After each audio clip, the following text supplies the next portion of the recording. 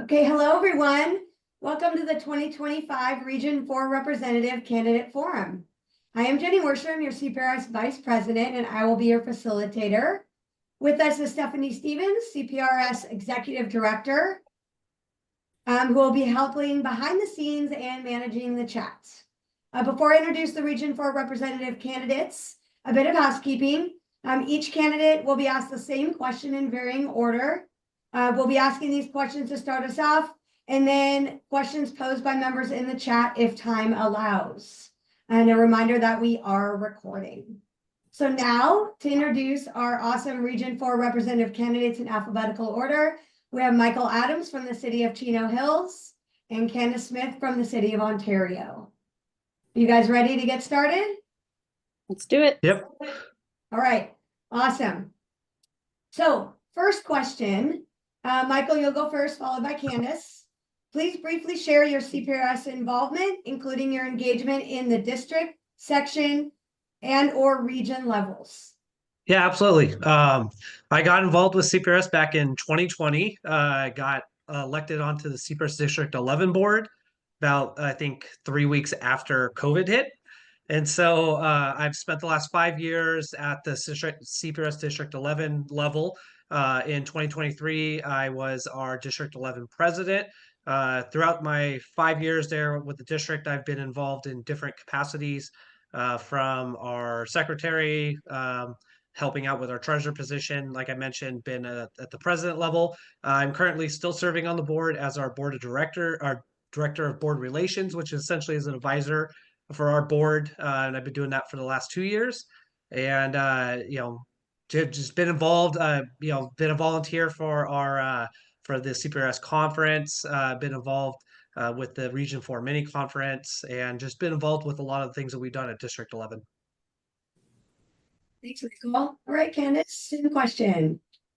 All right. My experience is similar and a little additional to Mike's. Mike and I have actually had the pleasure of serving together on the District 11 board for a couple years, which is a pleasure. And then I've also had experience prior to that. My pathway started in aquatics as far as CPRS is concerned. I went to a training because I was given the opportunity to oversee aquatics and did not have much background other than 20-something years ago being a lifeguard. So that being said, about 10 years ago, I was exposed to CPRS through the aquatic section. The current president at the time had approached me and said, hey, that good old succession planning was like, hey, you would be great in CPRS and take a, go for a shot on the board. So I served on the aquatic section in all capacities. And at the same time, I was, for a period of time, I was also serving on the District 11 board. And as fate would have it, my presidencies kind of collided at the same time for District 11 and aquatics. So I was no longer overseeing aquatics at the time, so I chose to step down from that, and I had someone that graciously stepped in and took on that role for me so that I can serve in the capacity of District 11's president because I did not have the capacity to give myself to both. So I have served as secretary, the whole presidential series. And then, as I mentioned, I did step down from aquatics as the president just because of the timing. And I wanted to commit myself to District 11. And District 11 at the time was going through a rough patch where we had a small board. So I wanted to make sure I dedicated my time to that. So, yep, that's my history in a nutshell. Okay, thank you both. Okay, next question, Candice, you will go first. Okay. Who inspires you and why? Wow. That is a good question. I'm going to say my mom inspires me. There was a time when things were tough after she and my dad had split up, and my brother and I lived a life that we would have never known that she was struggling. And she just found ways to make things happen. Unbeknownst to us, there was a struggle and we didn't know. So I would say my mom, because she's very tenacious. She's very resilient, has gone through some very interesting scenarios throughout her personal life and career life. And she's always set the tone of work ethic for me. So I look up to my mom when it comes to just drive, determination, and resilience. So I would say my mom. Sounds amazing. Thank you for sharing that. Okay, Mhm. Michael, who inspires you and why? It might be a little cheesy, but my wife does. Her and I have been together for over 20 years now. She's actually the one that got me into working in Parks and Rec. I used to be the one that would take her and drop her off, and she's just been someone who's always pushed me to get out of my comfort zone. She's always been someone that's been my support. I've watched her grow. She also works in the public sector. She worked her way up a little bit through Parks and Rec and then transferred over onto the management analyst side. Currently working for an agency in Orange County, and she is someone who's just always been has always been kind of like a guiding light on professionalism. Someone who's just very smart. Someone who, whenever I have questions or maybe uncertainty on what to do in a situation, she's always the first phone call I make. Just because I know that she will tell me what I need to hear. She'll provide advice, and she'll also be able to tell me and sometimes just take a breather and come back to it. She's someone who's achieved a lot of goals and set out a lot of goals, and it's been great to be alongside her and watch her accomplish those through her career. And so it's fun having both of us be in the public sector because we've been doing this together, and so to see her grow and just where she's reached, it's been it's motivating, and it's just, yeah, it helps push me along and knowing that I have that support. So Amazing. You guys both brought a tear to my eye. So nice. You have to have both of them watch the recording of this so they can see what you guys said. Because neither of you will probably remember what you said, but it was amazing. Okay, next question. Michael, you'll start us off on this one. You have given to CPRS and received from CPRS. If elected, how will you continue to advance the society through the CARD framework? For the big thing I want to do, and making sure with Region 4, I know Region 4 is a big region, and I want to make sure that we are connecting. I know that with our region, we've gone through some things where District 14 hasn't always been there, and I know that Candice has done a good job on helping get that going. I really would like to see us can reconnect in a way if there's opportunities for District 13 and 14, or District 13 and 11 to come together for events. I really want to see us come together, and I know we do the Region 4 mini conference, which is always a great success. We come together on that, and so I'd love to see us really accomplish a little bit more as a region, and I think we can do that. I know it's difficult because it's so large, going from Lancaster all the way out to Palm Desert and out that way, and Palm Springs. It's hard to connect everybody, but just trying to find opportunities to do that. Great, thank you. Candice. Jenny, do you mind repeating the question? Of course. No, I don't mind at all. You have given to CPRS and received from CPRS. If elected, how will you continue to advance the society through the CARD framework? Okay.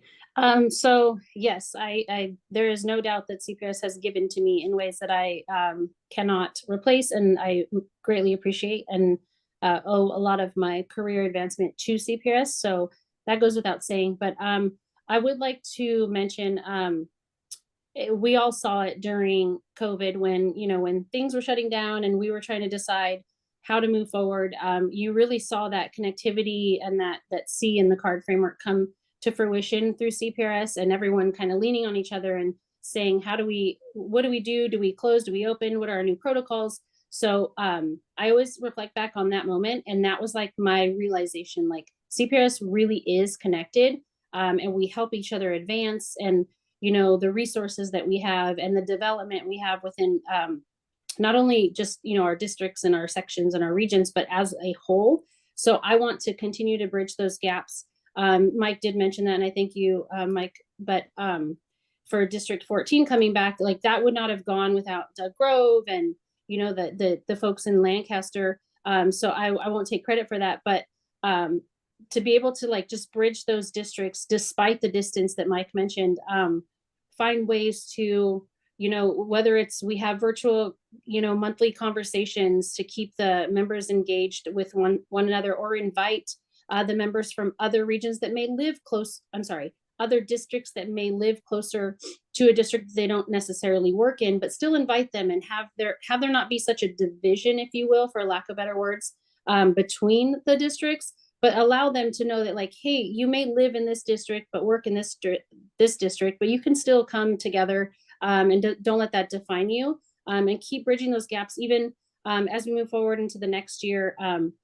Building those relationships the past 2 years between all those presidents on the districts has been very important to me, to try to develop relationships so that I can still stay connected through the presidency and keep them actually communicating between the 3 districts, so that the region is kind of cohesive. And Mike did mention mini conference, and this past year the mini conference was incredible. Those 3 districts came together.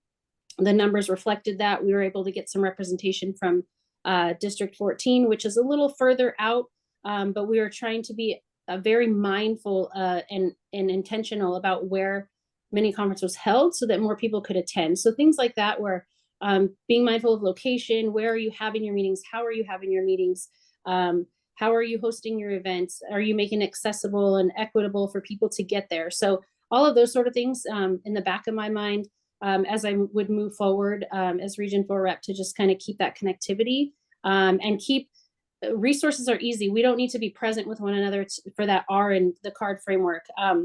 The resources are there. Make sure that I do my due diligence to continue to share, Pledge for Edge or whatever scholarships are available, and keep that information flowing so that people know that that's accessible to them.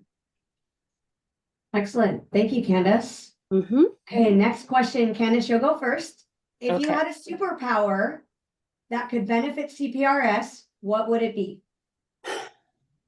If I had a superpower that could benefit CPRS, I would say I would have the power to fly, so that I could bridge the distance between these districts, so that I can get all the way out to Blythe and Lancaster and past Sedina all in one day, so that I can make it to all 3 events that for some reason, those tend to happen, and meetings end up being on the same day, or events end up being shared. And so flying would be phenomenal, because then I could just get to where I need to go without driving, because nobody likes Southern California traffic. Excellent. Thanks, Candice. Okay, Mhm. Michael, same question. This one I'm struggling the whole time Candice was talking. I was like, oh, I don't know. And then she said flying, and for a superpower, it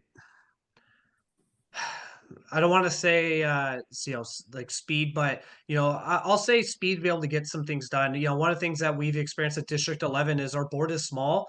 Mhm. And it's been challenging for us to get some stuff done. The things that we will set out goals at the beginning of the year. And so something to do with speed, something that will help us get what we want to accomplish done. We've District 11, I've been part of the board from 2020 to 2025. Like Candice mentioned, our board during that time was really small. We had a lot of turnover. And so, being able to kind of, speed up that process and being able to accomplish our goals, finding a way to, reach what we want to do in a timely manner. As we were starting to get things done, we would hit major roadblocks and losing part of our board members. And so, finding a way to speed that up and speed what we can accomplish, that would be mine. Okay, excellent. Thanks, Michael. Okay, next question. Michael will go next, or you'll go first. How do you plan to best support this region that has such a diversity of needs? Yeah, absolutely. I think the big thing is to be present, and to be there. While you can't attend every meeting, you can't attend every event, just being there, being present, being there when you can be there, whether it's attending an event, attending a meeting, attending a social, being there to support them. It's getting to understand what their needs are. Is there something that they're needing from from the state board? Is there something they're needing from the state level? Is there something that we're needing to bridge the gap between the region and in our districts? Just kind of having a heartbeat. It's just like what we do in our work. You got to have a pulse on what's going on. within your area and your programs, and just understanding that. And I think having an understanding that, building your relationships with those that are on the district boards, and encouraging them to also understand and make sure that they're understanding the members within their districts and that they're accomplishing what those members are wanting that board to accomplish and offering the trainings that they want to see and being there to support them along the way. Great. Thank you so much. Okay, Candice, same question. All right. Ditto to everything Mike said, obviously, but those are great tactics. I would make sure that, I'm utilizing, like he said, keep a pulse on your districts, right? They're going to change the membership. The needs of the members will change with trends. The demographics of your regions, your districts will also be different. So what do those members need? And I would say, in addition to that, like tapping into our JEDI and the other resources that we have, like make sure that JEDI is a part of all of the trainings that we're offering for each district. So tapping into that so that if there are members that is what pulls them to come to a training, and that's what they need, that we're tapping into all of the resources, right? That we have training components that cover our JEDI, that cover our aging, that cover our T, that cover all of the things, because there are members that are serving in so many different capacities.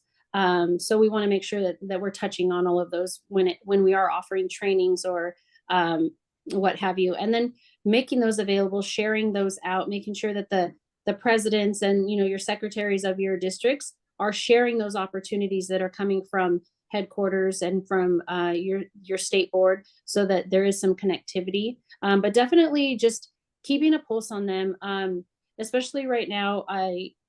Not to stray too much, but District 13 is in the heart of some of these SoCal fires. So I've been intentional about reaching out to District 13 and seeing how we can support them at the state level, because some of them are displaced or their community centers are serving as shelters. But like, what can we do? What can I do to bridge the gap between them and then state board? And maybe there's something headquarters can do to support them. So just letting them know that that we're there through any types of things that may come across that we get exposed to in recreation. So.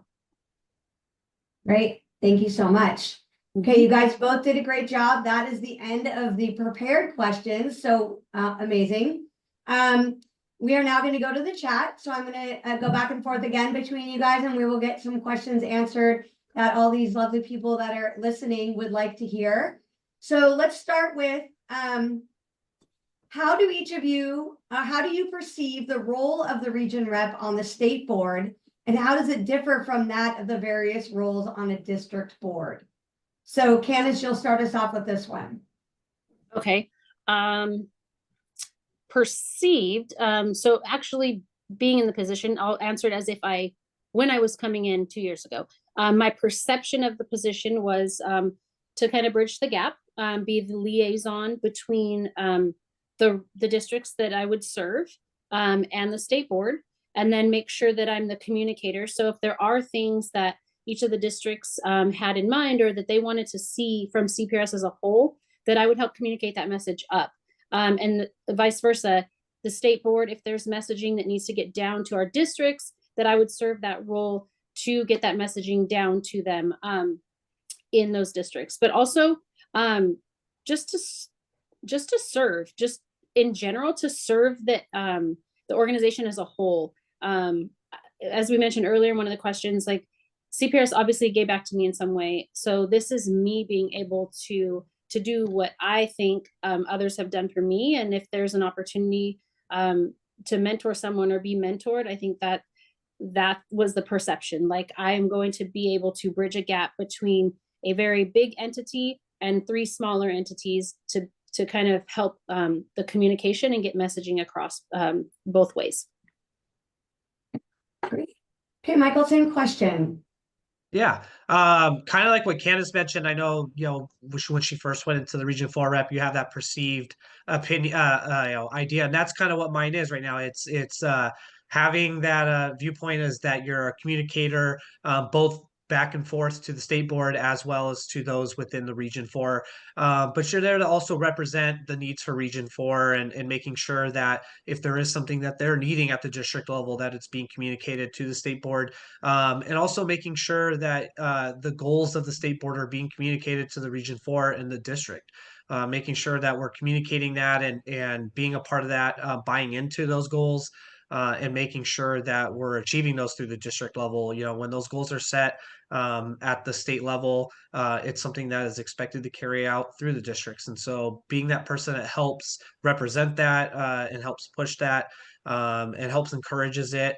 You know, that's the big thing. And then just to kind of add, just like what Candice said, it's being someone there that's going to help support it. CPRS has been a big thing from within my career the last 5 years, and you know, to be able to provide back in that aspect, I think that's a role that this person also takes. It's a leadership role, and you're there representing not just the region, but you're there representing the state board and everything that has to offer and its values and goals. And so you really have to make sure that you operate within that and stay true to that path.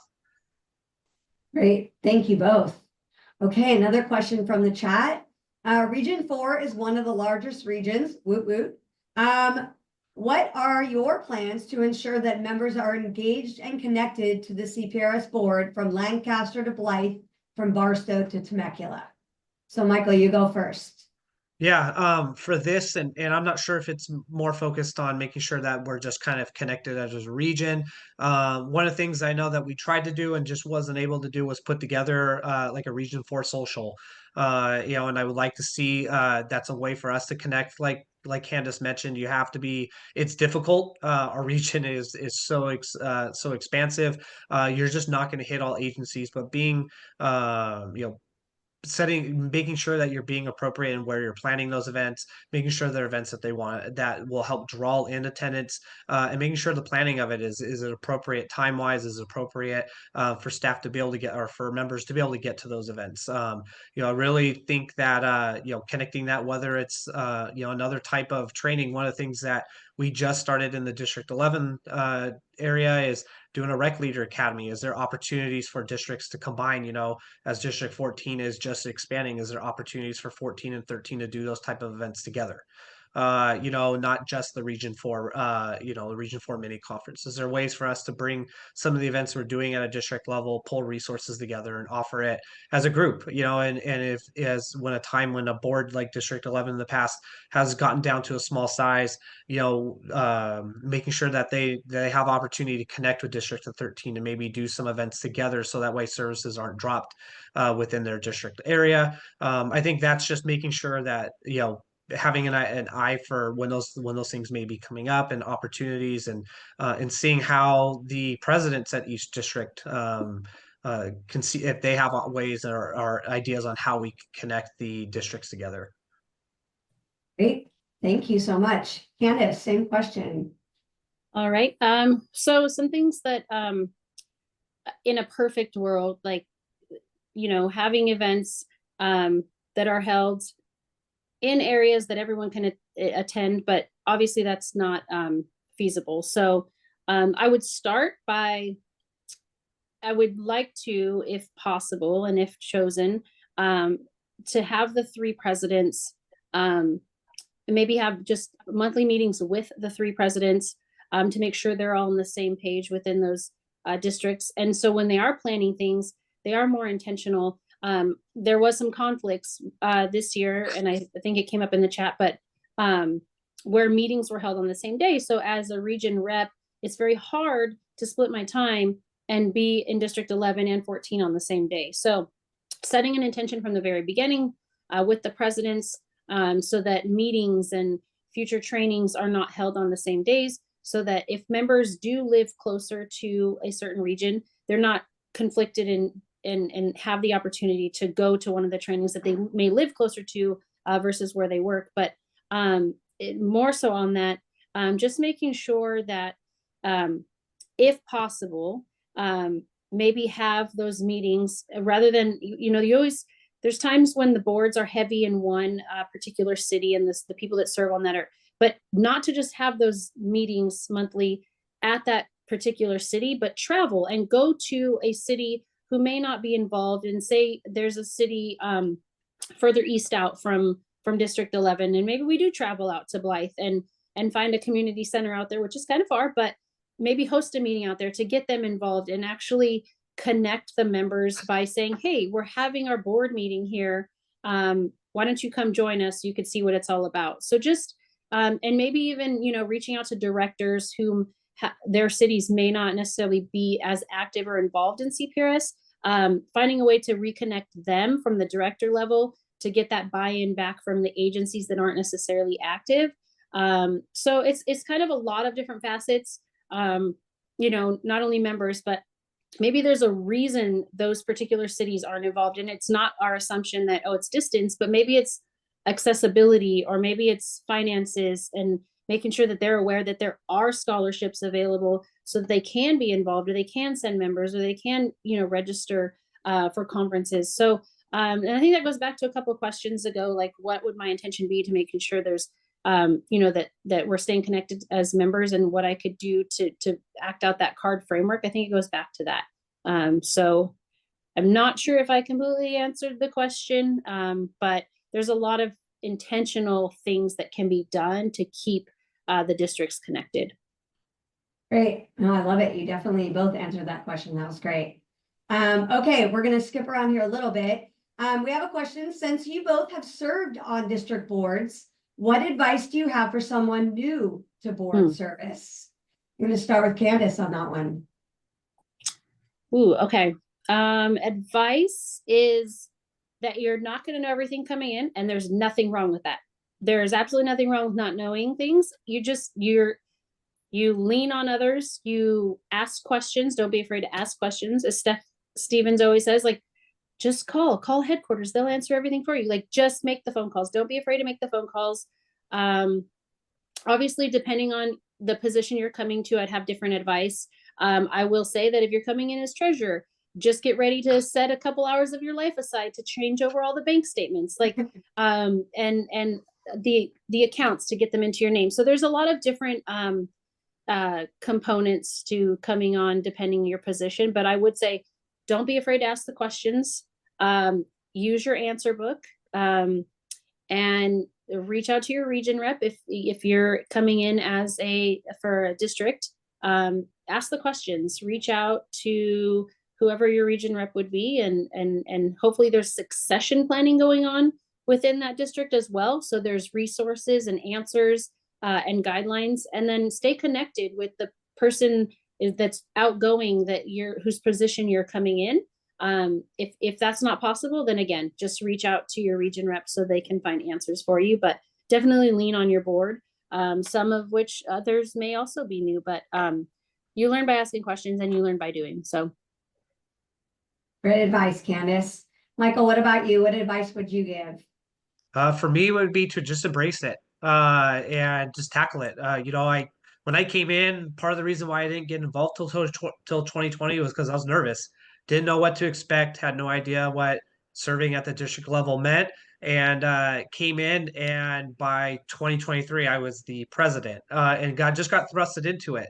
I served as like president-elect for 6 months. Our board had a lot of turnover, and so my experience was it to just embrace it and just enjoy it and let it take you where it takes you. Don't be afraid to get involved. Don't be afraid to bring new ideas to the table, and don't be afraid to just learn and understand that. Where as you go through it, everyone else in the room is kind of with you too. You'll have some boards that have been there for a while, and you have some boards where everyone in the room, like we had at one point at District 11, I don't think we had one person on the board that was been there for more than like a year and a half.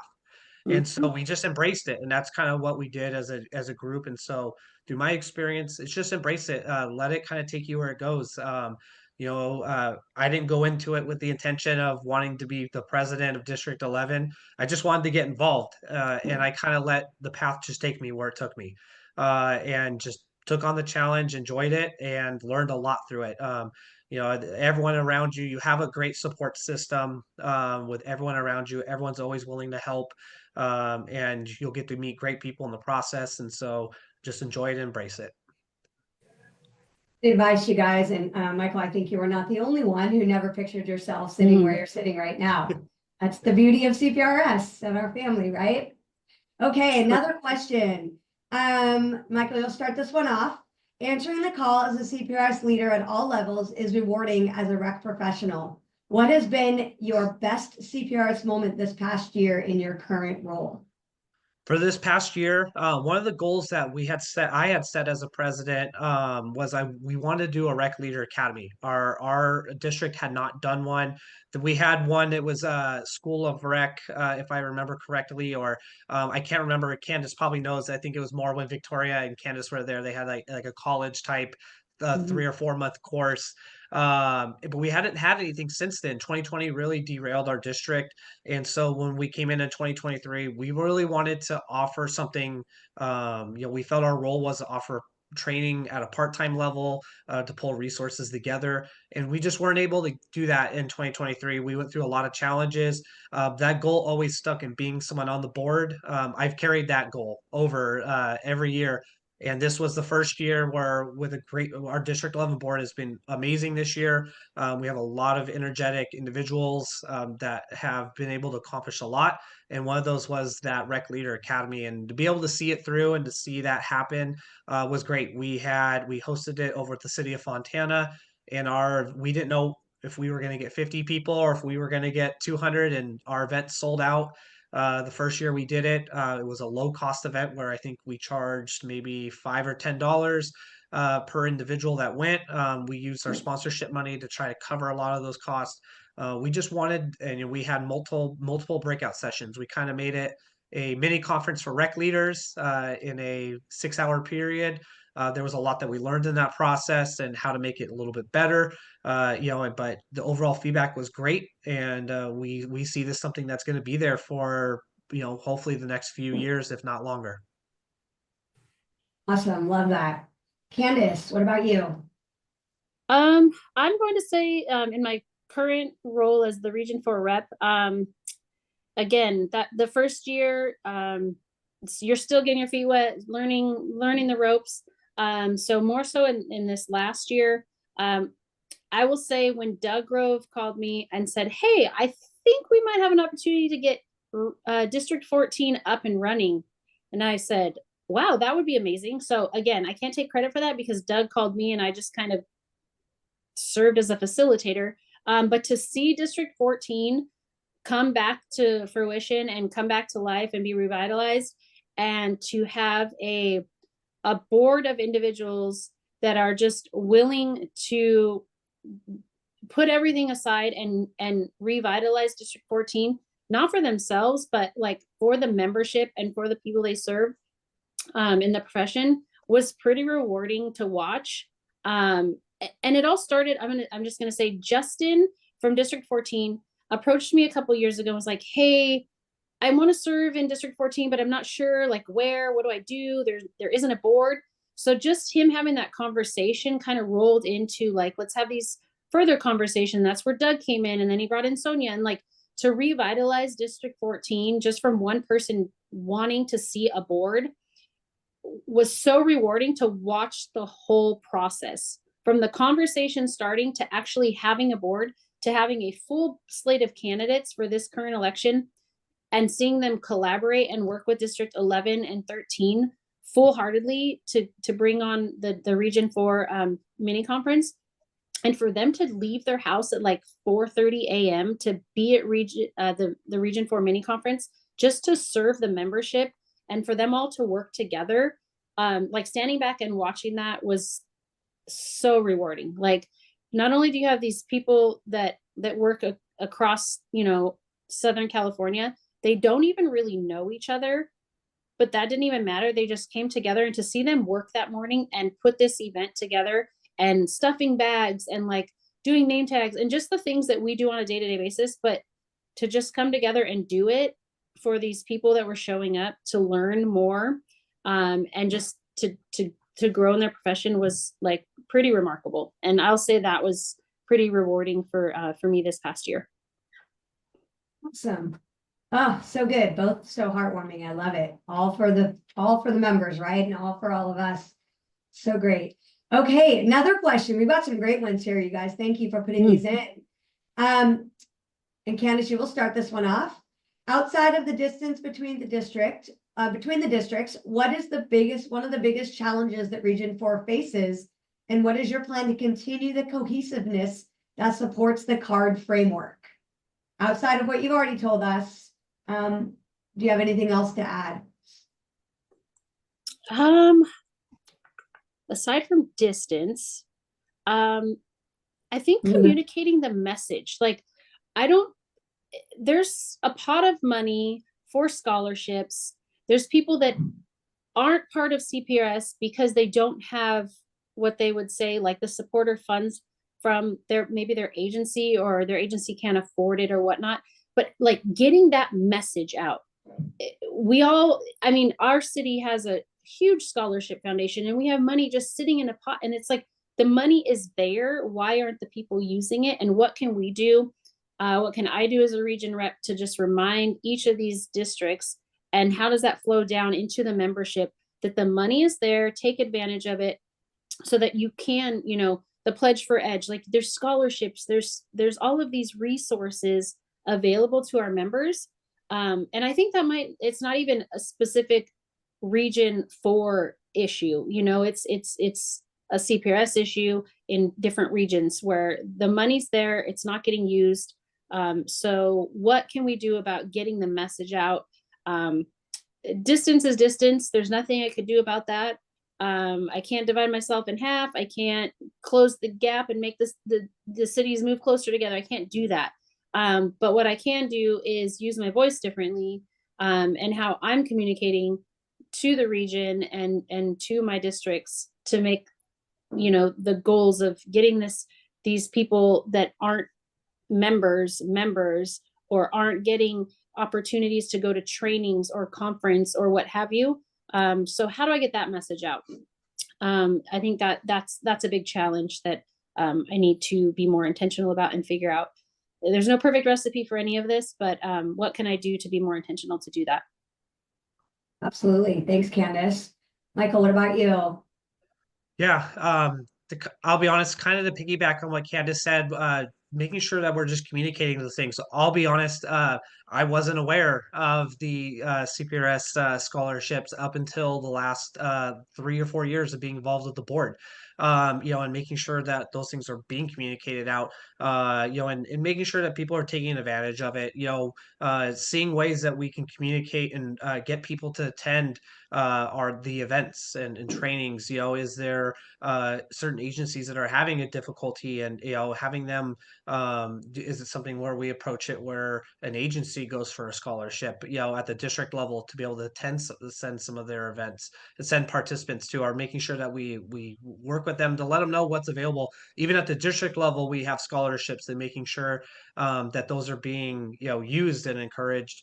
Outside of that, just making sure that there's communication between the groups, and making sure that we are building for the future with our teams, getting that, making sure one of the things I've always felt like we could do at the district level, and we just haven't been able to get there yet, is having different board roles where they're not fully committed to just being on being a board member as a treasurer or secretary, but being like a at-large position, finding ways that we can connect and offer other opportunities for some of those part-time staff, just to be available. Because, with the part-time staff, especially with a lot of agencies, they're limited to 20 hours or 29 hours, whatever that may be. And so finding ways that we can engage them and get them involved in supporting the agencies in that process, looking to see what we could do to get them out there. And just really trying to, and finding, again, like we've mentioned earlier, just finding ways and opportunities that we can connect with one another. Great. Thank you, Michael. Okay, last question from the chat here, and then we'll do a little bit of a wrap up. Michael, you're going first. Board succession is challenging for some boards. What ideas do you have to engage new and experienced leaders to serve as a board member? Yeah, this kind of goes with what I just mentioned. One of the things I would love for us to do at the district levels is create members at large positions where you're not fully committed, maybe where you get involved with planning for a certain event. But the big thing to do that is to get out there and communicate that message. And maybe that's something that needs to be done at the district level, and showcasing how people can get involved. One of the things that I always felt wasn't out there was, what does it mean to be on the state board, or not state board, but what does it mean to be involved with District 11? It never felt like I had that answer until I put my name on a ballot and threw myself onto the board. And so that lets me know that maybe more communication needs to be made on what that means and how to get involved, and if that means board members going to certain agencies and talking at a department meeting on how to get involved and encouraging those, and what opportunities are there. And I know the big commitment is you always hear, I don't have time. I don't have time. None of us have time at the end of the day. None of us have time. And so, but you find it and you make it, and just showing what the value that it creates in that process. And, maybe because someone doesn't have time and they realize when they go in there without a commitment to being a board member and having to do the treasurer and doing hours of budget reports and pulling all that stuff up, maybe it's something where it allows them to get their feet wet, and step into the wading pool and kind of and test the waters and see where it goes. And that way, maybe it might open up more opportunities and make people more comfortable and wanting to join. And then the big thing is just making sure that roles within the board are being kind of shared with each other, and making sure everyone on the board knows what each other does, and having crossover. If you're making sure that we're set up for that, if we're planning for A&I, making sure that not only is the incoming president involved, but making sure that maybe somebody that's not in the presidency role is involved, because you're going to need somebody else that's involved in that planning process, and making sure that you have representation from your board at all different levels, so that when you step off, what all the work that's been put in place can still continue and move forward. So Great. Thank you so much. Candice. I'm just going to copy Mike's answer. I'm just kidding. Great job, That's Mike. okay. I would say goes back a little bit earlier today too. Be intentional about where you have the meetings so that there's more exposure, so that when you are coming in with your board meetings and you're having them at different cities, that maybe you can invite those up and coming young professionals to sit in, like Mike mentioned, members at large, and encouraging that, so they can see the picture before they, like Mike, just put his name on the ballot, not knowing what he was getting into, but so they have a preview to it, or making time during those trainings to step aside as board members and talk to the members. Don't just provide the training and have them come and leave, but engage with them when they're there. Sit at the tables during lunch. Just have the conversations, really just letting them know, you're accessible. I may be a board member, and but I'm not inaccessible to you. You can sit down with me, have a conversation, just be more conversational, communicative, and involve yourself in them, engage with them at those events and trainings that you hold, rather than just, hey, we're up here, you do an introduction, and then they go on about their day and there's no interaction at all with the board members. So I think that's really important. And just invite them to things, invite them to the board meetings, have them sit in on committees. You have an upcoming lunch with a punch for District 11. How can they serve on that committee to help? That's what we do. We're recreators. They know how to plan events. They can help you. They can support you. District 11 is doing a great job right now with their lunch with a punch, reaching out to other cities and getting a panel. So having those panels, the panelists from whatever city they are, bring your team, and so they can come see, and then afterwards we'll talk with them. So just being intentional and keeping an eye out for people, or listening to the people on the board that are serving now. I have great senior supervisors. I want to get them on the board. So have those conversations with them as ourselves, get them involved and make it okay. And we're all in the state, we're all in CPRS for a reason, and we obviously support it and we believe in the mission. So share that mission out with your team members and get them involved if they're not. And if they're in the background, you know, on the sidelines watching and you feel that they have potential, pull them along with you, bring them to a meeting. Love it. Great job, guys. Okay, I lied. We are gonna take one more from the chat because it's too fun. I have to ask it. Candice, if you could bring one dish to the potluck, what would it be and why? Nice short answer. Okay, whoever asked this does not know that I have serious dietary restrictions. So let's see here. Who Be was that? creative. It was Vic. Okay. Victoria. If I had to bring one dish, it would be something that I can eat because typically there's nothing that I can eat. So I would bring my best version of, oh gosh, I hate this question.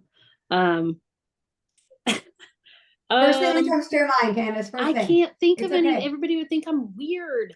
Nobody thinks you're weird. Just say it.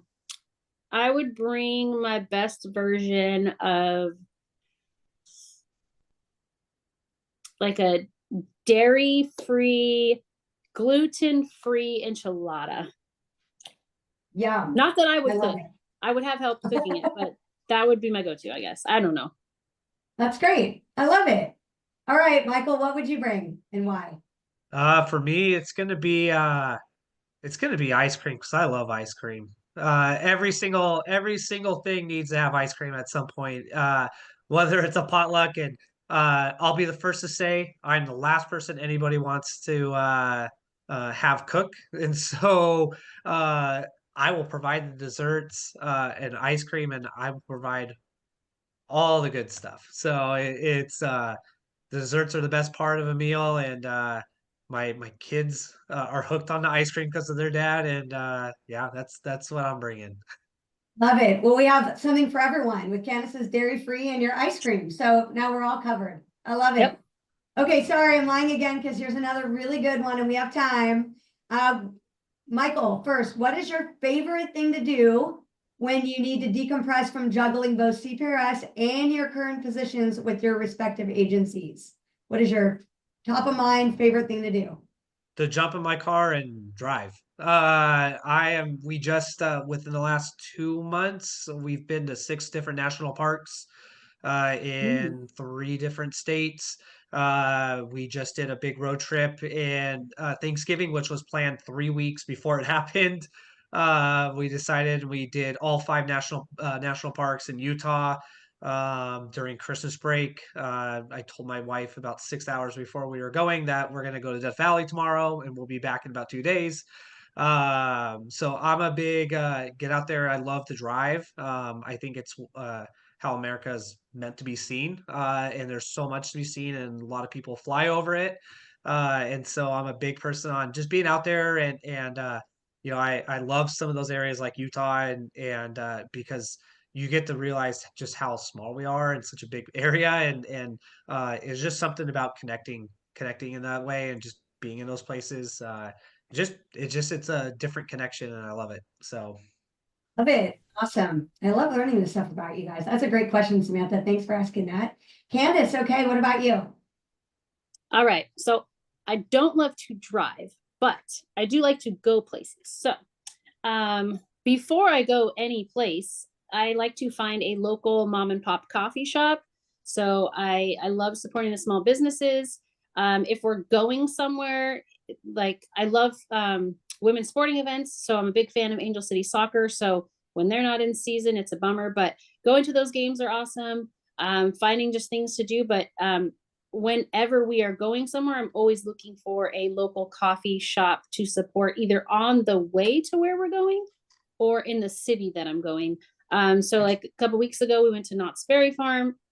No, I lied. We went to Disneyland and we drove out of our way about 15 minutes to go support a pop-up coffee shop and then hit Disneyland. So I will drive out of my way for a mom and pop coffee shop. And despite the fact that I hate driving, I will do it for the coffee. Anything for coffee. Some Yep. people love it. Okay, great. I love that. Great answers, you guys. So fun. Okay, this is your final question. Candice, you're going first. Okay. Brief D tell us why we should vote for you. Why the people that are here today and everyone else that's going to listen to this recording should vote for you as Region 4 rep. So as the current Region 4 rep, I feel like this is a position that needs more than 2 years. I feel like you're in the position for 2 years, and as you finally get your footing and you start to learn all the things and you get comfortable, is when your term ends. So I feel like I would really need another 2 years to complete the things that I've started, in terms of, the relationship building with the boards, the connectivity, just getting a grip, honestly, on how the state board runs and all of the things and all of the initiatives that we've set in place now. I want to really see those through. And I feel like I have momentum, and I have a heart for not only serving, but serving specifically on the state board, serving in the region I'm currently in, that has given back so much to me. But I feel like I would appreciate the support and votes, because I feel like I'm in momentum and I don't want to be ripped away from the progress that I'm making, and just it's fun. I'm not gonna lie, it's fun, it's great, it's rewarding, it keeps me re-energized. Things at work can be hard. Our monotony of the day-to-day things that we do, and it gets routine and monotonous, and every once in a while, like, just being able to step away and serve at a different capacity than I serve every day in my agency is just really fulfilling to me. It fills my cup, it keeps me going, it makes me a better person in my profession. But then it also, because I look forward to it so much, I dive all in and, like, how can I serve these members? How can I bring my passion for this field back to CPRS, back to these members, back to this region, and all the way through the district? So I think you should vote for me, because the passion is there, the momentum is there, the history and knowledge base is there. So I feel like I have a grip on what's going on, all the initiatives that we've set in the last 2 years, and I would love to see those through. Great. Thank you, Candice. Michael, how about you? Why should we vote for you? Yeah, for me, I know I come into this against a heavy hitter. Candice does a great job, and it's been a pleasure working alongside her at the district level. For me, it's I come in someone not maybe with the exact experience that Candice has, but I'm not afraid to take on that challenge, and that's kind of why I've been able to step in when needed at the District 11 level. The challenge doesn't scare me, and I know there's a lot to learn, and I am that kind of person that goes in there for that. I thrive off of those situations, and really would really look forward to having an opportunity to learn more and challenge myself, and helping CPRS grow in that same aspect. Being there along that process. This is something that is for me. It's I've always been told you got to step out of your comfort zone, and this is doing that. 5 years ago, I would have never thought I'd be sitting here with, I don't know, 12 or 15. I don't know how many people are on this right now watching this and how many will. But that's who I am. And I'm willing to take on that challenge, and, be there to help and support all the districts of the Region 4, and help support the state board in that process. Great. Thank you so much, Michael and Candice. You guys did an amazing job. I think we really all got, you guys did provide some great answers, and we got some great insight into who you are as a person and as a professional and as a CPRS member, all of the things. So thank you. So hold on, let me see.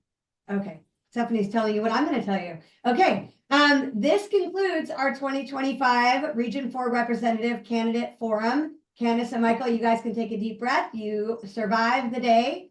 Great job. Our goal was to allow members to get to know each candidate better, so we hope that you all found this helpful.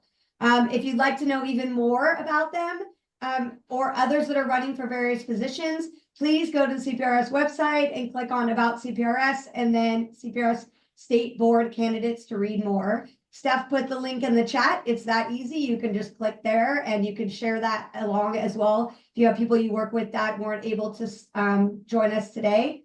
Electronic ballots will be hitting your email this Thursday. That is in 2 days. January 16th, and voting will close at 11:59 p.m. on Tuesday, January 21st. So you'll have about 6 days to vote. So we encourage you to spread the word about ballot and voting. Members will only be allowed to cast a vote in the region they have our membership in. And if people have any questions about that, they can call CPRS HQ at 916-665-2777. And the lovely people there will be happy to answer any questions that you have. Thank you to all the members who took time today to join us, engage the candidates, and learn more about the future leaders and provide all those awesome questions. Please mark your calendars and encourage everyone to start voting on Thursday. And you just click in the email and it's super easy and super quick. On behalf of the CPRS State Board of Directors, thank you to Michael and Candice for your time and dedication to serving our members. We wish you the best in the election. You guys are both awesome. Thank you all and have an awesome rest of your day and evening. Thank you all. Thank you. Good luck, Mike. I hope you feel better. Yeah, thanks. Okay, hello everyone.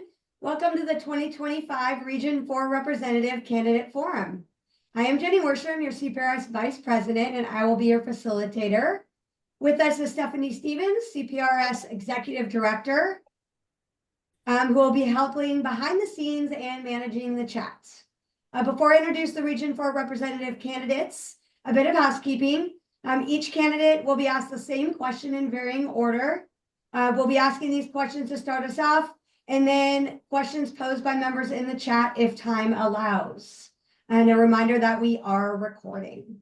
So now to introduce our awesome Region 4 representative candidates in alphabetical order, we have Michael Adams from the city of Chino Hills and Candice Smith from the city of Ontario. You guys ready to get started? Let's do it. Yep. All right, awesome. So first question, Michael, you'll go first, followed by Candice. Please briefly share your CPRS involvement, including your engagement in the district, section, and or region levels. Yeah, absolutely. I got involved with CPRS back in 2020. I got elected onto the CPRS District 11 board about, I think, 3 weeks after COVID hit. And so I've spent the last 5 years at the CPRS District 11 level. In 2023, I was our District 11 president.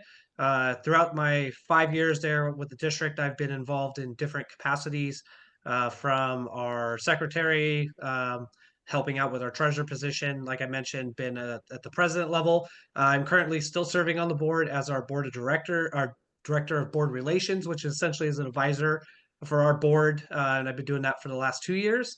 And, just been involved, been a volunteer for our, for the CPRS conference, been involved with the Region 4 mini conference, and just been involved with a lot of things that we've done at District 11.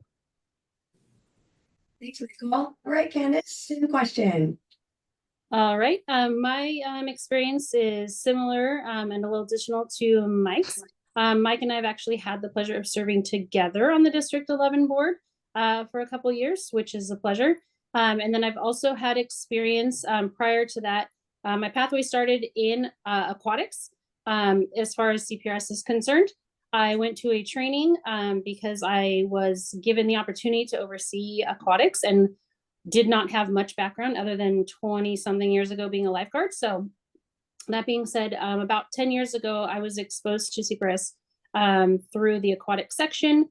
The current president at the time had approached me and said, hey, that good old succession planning was like, hey, you would be great in CPRS and take a, go for a shot on the board. So I served on the aquatic section in all capacities.